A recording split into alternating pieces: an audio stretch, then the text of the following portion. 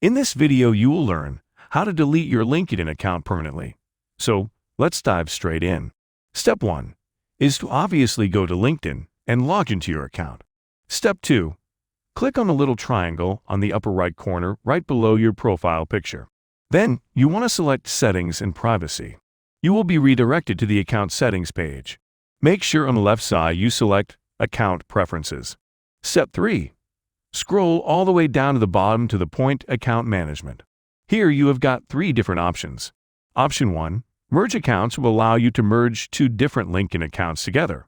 So, if this is the case, choose this option. Option 2 is Hibernate Account. It basically means to simply pause your account for a while without losing your data on the platform. And the third option, Close Account, is what you are probably looking for, and it will permanently close your LinkedIn account. They want to keep you as a user, so they will keep asking a few annoying questions during the process of clicking through. Just keep going, and after you click through these few steps, your account deletion will be confirmed and you are no longer an active user of LinkedIn. We hope this helps. Thanks for watching.